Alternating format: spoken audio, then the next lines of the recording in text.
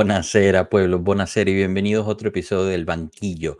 Episodio en el cual, bueno, voy a tratar de ver un poquito lo que son las finanzas de la Juventus, ya que hace poco pues salieron aprobadas, ¿no? Los resultados del primer semestre de esta temporada bueno, de este año y la situación difícil en la que vive la Juventus y realmente cuánto afectó lo que vivimos el año pasado, el circo que vivimos el año pasado en términos financieros y cómo afecta eso también a la Juventus a términos futuros. Antes de entrar de lleno, obviamente la invitación es a suscribirse al canal, a dejar el me gusta y compartir este video para que no solamente esta comunidad siga creciendo, sino que también pues se informe, ¿no? Al final siempre nos llegan estas preguntas. ¿Qué quiere decir esto en particular? ¿Cuál es la diferencia entre la deuda de la Juventus y la deuda de los otros equipos? Patrimonio neto positivo, negativo, etcétera, etcétera. Bueno, también me gustaría, antes que nada, pues dar la premisa que no soy experto en términos de finanzas de clubes deportivos. Dentro de lo que cabe en el staff de Pueblo Juve, seguramente Tato pues, nos podrá aclarar algunas cosas que queden en duda, pero bueno, tomé un poquito de la información disponible y analicé un poquito la situación para dar un vistazo, un resumen de qué es lo que quiere decir eso que publicó la Juventus en términos del balance del primer semestre y por qué es tan peligrosa la situación o no de la Juventus en términos financieros y cómo compara quizás con otros equipos, en particular el equipo que está liderando la tabla. Yo quisiera empezar, pero antes de eso, a ir un poquito atrás en el pasado, ¿no? Porque no se puede hablar de la situación financiera de la Juventus en este primer semestre sin hablar del caso plusvalías y todo el circo que se generó en ello. Para recordar, el caso plusvalías hablaba de unas posibles plusvalías ficticias de 60 millones de euros que había hecho la Juve y la motivación original por el cual nos querían dar el menos 15. Para darles un poquito de contexto, esas 60 millones de plusvalías ficticias equivalían al 3,6% de los ingresos de la Juventus en ese mismo periodo, entre 2019 y 2021, que eran de alrededor de 1.675 millones de euros. Entonces, era poco lógico que la Juventus hiciera estas plusvalías ficticias habiendo tenido unos ingresos tan superiores. Tanto así que al final nunca se pudo llegar a una cifra concreta dentro de lo que había propuesto la fiscalía después de que la Juventus apelara. Y ahí revertieron marcha y se metieron otra vez en esta famosa deslealtad deportiva basada en las plusvalías. Tanto así que al final pues nos sancionan por esta deslealtad deportiva y nos quitan 10 puntos y nos sacan de la zona Champions League y obviamente después también la UEFA nos saca de la Conference League a causa de esta decisión. ¿Por qué traigo esto a la mesa? Porque es esta decisión de sacarnos de la zona Champions League y del resto lo que nos afecta en el ámbito financiero de este primer semestre. Ahora, si nosotros podemos un poquito también la memoria, hay que ver, y esto lo hablamos muchísimo durante este periodo, lo que había pasado en anteriores situaciones. Porque, por ejemplo, el Inter, el mismo Inter en el 2002, y esto es una fuente del Inter, Spazio Inter, había hecho plusvalías ficticias por encima de 100 millones en el 2002 y llegó a un acuerdo con la Fitch en el 2002 y fue solo sancionado con 90.000 euros de multa, ningunos puntos de descalificación.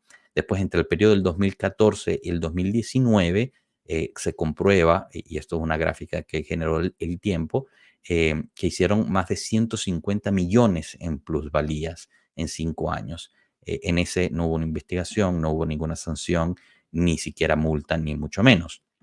En cambio, por nuestro lado, al final no encontraron nada.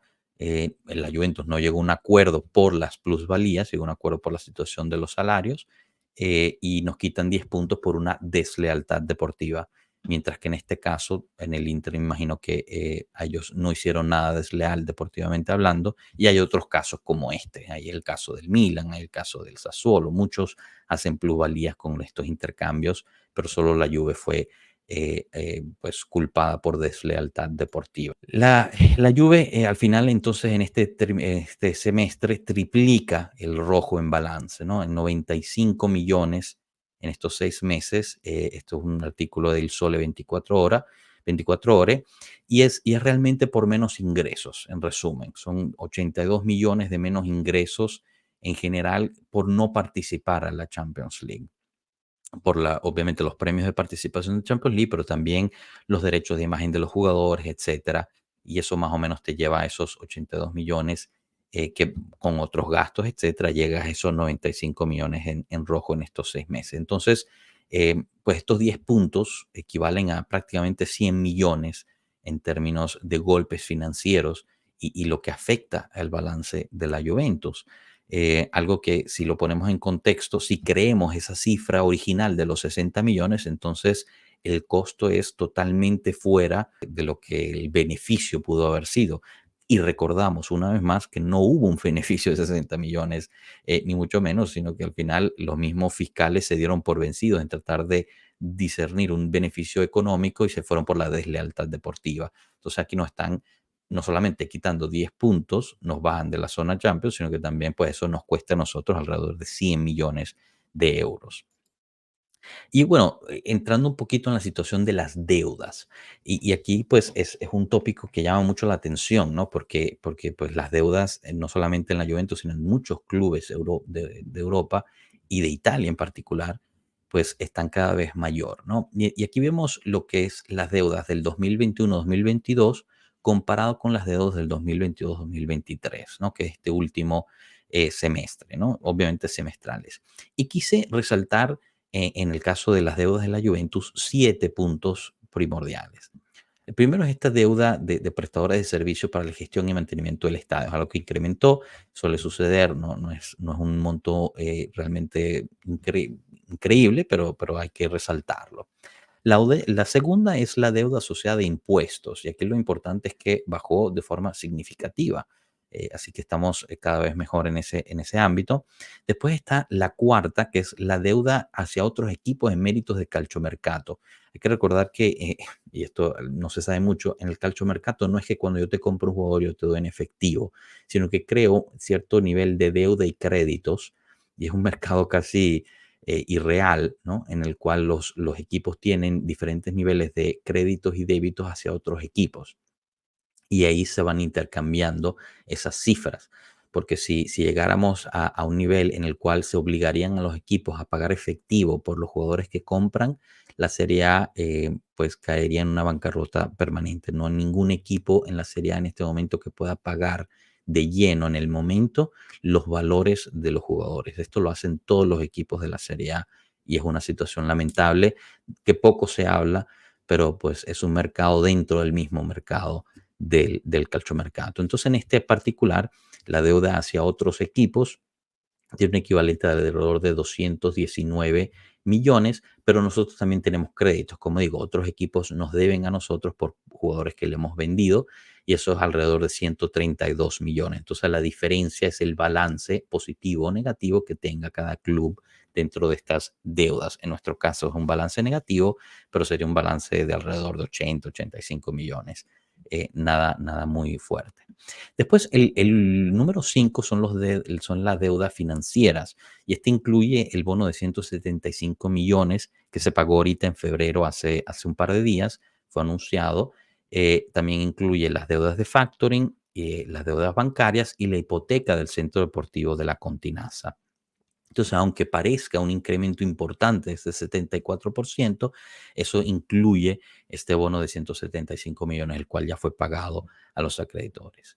Y el último, las otras deudas en este número 7, incluye también la sanción que la UEFA nos dio de alrededor de 10 millones de euros.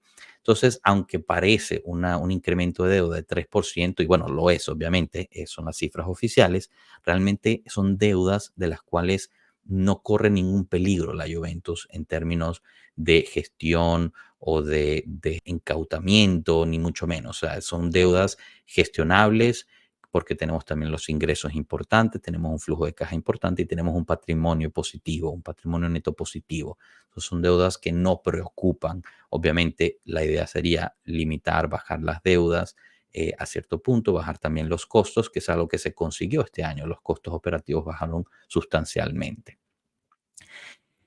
Y bueno, siempre nos dan la pregunta, y no es porque esto sea algo enfocado en el Inter, pero siempre nos preguntan por qué la situación del Inter está realmente precaria, cuál es la diferencia entre las deudas. Los montos son relativamente similares, ¿por qué es que se habla tanto de la deuda del Inter y no tanto de la deuda de la Juventus? Y aquí, bueno, trato de explicarlo. De nuevo, no soy un experto en esta materia y mucho menos en la materia del Inter, pero son cosas que resaltan y creo que llevan a este tema para entender.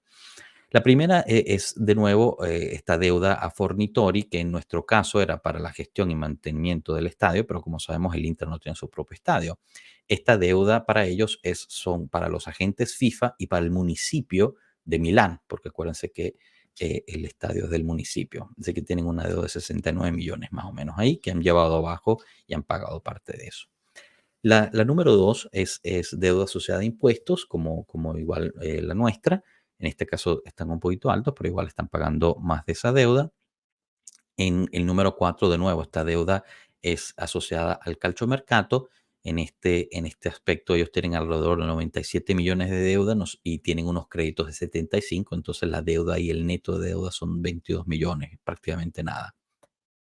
Ahorita es cuando empiezan las cosas bien interesantes en cuanto a la deuda del Inter, porque la deuda financiera está asociada principalmente a este bono de 415 millones que va pagado semestralmente en tasas de 3,4 a 4 millones cada 6 meses y eso va incrementando. Después en el 2027 tienen que pagar alrededor de 370 millones de un solo golpe. El 3,4 millones cada 6 meses no es mucho. Uno pensaría que un equipo como el Inter tiene suficiente para pagar eso, pero el Inter, eso hay que tomarlo en contexto que tiene un problema de liquidez importante. Ha bajado muchísimo su liquidez y asociado también al siguiente punto, al punto 6. Y aquí esta es la gran diferencia comparado con la deuda de la Juventus. Esta es una deuda a socios que incluye 101 millones más los intereses asociados a esa deuda que son alrededor de 27,5 millones. Ahora, hay un préstamo de 380 millones de Oaktree que se debe pagar el 26 de marzo del 2024. ¿Ok? Suning metió 75 millones de esta deuda al club, los cuales fueron convertidos, la gran parte, un 66 millones, fueron convertidos en capital. Esto es algo que se puede hacer, no es ilegal, se puede hacer. Pero o sea, en descripción más banal y más fácil, es que conviertes parte de la deuda a capital y cedes el equivalente de ese monto en acciones del equipo. O sea, es una incautación. No pudiste pagar la deuda, tuviste que ceder parte de tus acciones para pagar la deuda. Entonces, Zhang Suning perdieron el equivalente a 66 millones de control del equipo para pagar estos 75 millones. Ahora, los 380 millones que se deben ahorita el 26 de marzo, obviamente Inter no tiene los fondos para pagar esos 380 millones. Entonces, crea una situación súper complicada. ¿Qué va a pasar en 26 días más o menos? ¿Cómo va a gestionar el Inter el pago de esta deuda? ¿Va a tener que ceder al equipo? ¿Perder el equipo? ¿Los dueños? ¿Vienen otros dueños? ¿Qué quiere decir? No se sabe. Es una gran incógnita y realmente ningún medio que pueda encontrar nos puede dar una respuesta a eso. ¿Por qué? Porque hay muchos aspectos negativos que no ayudan al Inter a tener el poder cubrir este llamado a esa deuda de 380. Tienen un patrimonio neto negativo de 162 millones, que ya incluye la venta de marca y biblioteca histórica por 200 millones que hicieron hace un par de años. Una de las palancas financieras que se pueden usar, pero ya que lo vendiste, ya no lo tienes, no lo puedes volver a vender. Entonces ya tienes ese patrimonio negativo que ya te incluye ese ingreso de 200 millones. Tiene una reducción de liquidez a 100 millones de euros. Acuérdense, les dije que tenía un problema. Esto bajó fuertemente comparado con el semestre pasado. ¿Y cómo pagas? Si no tienes liquidez, no puedes pagar este tipo de deudas, y aquí es cuando empiezan los rumores de que no puedes pagar los salarios, etcétera, etcétera. ¿Y por qué es tan importante para el Inter conseguir los resultados positivos en el campo para que tengan esa inyección de capital gracias a los premios que puedan ganar, tanto en la Champions League como en la Liga, etcétera, para poder hacer frente a este tipo de costos? Pero aquí hay otra cosa que poco se habla, lamentablemente. El Inter ha utilizado el decreto de emergencia COVID que pospone la cobertura de pérdidas hasta 5 años después de que esas se toman. Pues eso quiere decir un equivalente de 342 millones de pérdidas que tiene que cubrir el Inter para el 2027. Entonces recordemos, en el 2027 ya tienes este otro préstamo anterior que estamos hablando del bono de 417 millones, más estos 342 millones en pérdidas que tienes que cubrir. Estamos hablando casi, en ese momento, casi de 700 millones que vas a tener que cubrir o con otra deuda nueva para cubrirlo, o tienes que, no sé, tener unos ingresos abismales o vender el equipo y para la recapitalización cubrirlo con esto. O sea, la situación financiera del Inter es muy delicada. Por mucho que seamos rivales en el campo, el que el Inter caiga en bancarrota, desaparezca o tenga que ser vendida o caiga en manos de, no sé, fondos y se la vayan destruyendo a pedazos, no es algo positivo para la Serie A. Y la Juventus juega en la Serie A. Eso tampoco es positivo para la Juventus. No sé cómo van a resolver esto, no tengo idea de cómo vayan a resolver esto. Es una situación bastante complicada, bastante peligrosa, pero es una situación en la cual se está enfrentando toda la Serie A. Vieron también en la gráfica que el equipo con menor, o bueno, el peor eh, eh, patrimonio negativo es la Roma. Eso es otra de las grandes incógnitas que no sabemos cómo vayan a resolver. En este momento se está viviendo una situación de dinero difícil en la Serie A y la Juventus está tomando medidas para tratar de no caer en estas situaciones y lo está logrando poco a poco. Por eso es que está la directiva llena de tecnócratas, de abogados, de contadores, de expertos en impuestos, para ir sanando esas cuentas que tanto necesitan sanar y para poder sobresalir dentro de una situación precaria de liga. Bajo todo ese contexto está la parte deportiva, que yo sé que muchos estamos desilusionados por la parte deportiva, por la gestión del entrenador, por el movimiento de los jugadores, pero no podemos perder de vista este contexto financiero. Seguramente he cometido errores en tratar de explicarles esto, lo traté de hacer de la forma más fácil y digerible posible, pero fue mi forma de tratar de enseñar también que hay cosas por encima de lo deportivo que están afectando las decisiones que se puedan hacer en lo deportivo. Cuando estamos llamando a la salida de un entrenador, la llegada de otro, la salida de este jugador, la llegada de otro, las renovaciones, etcétera, cae lamentablemente todo dentro de este contexto. ¿Qué quiere decir para los costos del equipo? ¿Qué quiere decir para el balance del equipo? ¿Y qué quiere decir a causa de los ingresos no recibidos por un sistema, un juicio, un circo que se creó el año pasado, que al final, por una vez más en nuestra historia, nos juzgó, nos castigó de forma totalmente diferente a cómo se juzga y se castiga o no se castiga al resto de los equipos que hacen exactamente lo mismo o peor. Mantengan eso ahí cuando estén frustrados porque me parece un punto importante. Lamentablemente o afortunadamente el fútbol de hoy está hecho por compañías. Estos equipos son compañías al final del día. Tienen cierta responsabilidad fiduciaria a sus inversionistas y también al sistema al que pertenecen. No es una situación fácil, cada equipo trata de solucionarlo de la mejor forma que pueda dentro de la legalidad. Y bueno, con eso espero que les haya servido para entender un poquito lo que es la situación de la deuda de la Juventus, la situación financiera de la Juventus. Obviamente el golpe fuerte ya lo recibimos en términos deportivos el año pasado, ahorita lo estamos recibiendo, es la secuela, ¿no? El golpe financiero, pero independientemente, por eso es tan importante calificar a la Champions el año que viene, Por eso es tan importante poder calificar al club, al Mundial de Clubes del 2025, porque son ingresos importantísimos de dinero. Es importante participar, no necesariamente competir, aunque nos gustaría competir, nos gustaría ganar, pero en términos de la salud financiera del equipo, necesitamos participar en ellos. Obviamente, si ganamos el Scudetto, si ganamos la Copa Italia, todo eso son cosas aún mejores y más que bienvenidas en términos de balances. Pero por eso es que la gerencia habla del que necesitamos entrar en los primeros 4, porque están viendo esto, están viendo que necesitamos ingresos más importantes. Espero no les haya aburrido mucho, espero les haya servido para entender un poquito la situación. La invitación, como siempre, es el de suscribirse al canal, dejar el me gusta y compartir el video. Lo dejamos hasta aquí. Hasta luego, pueblo. Gracias.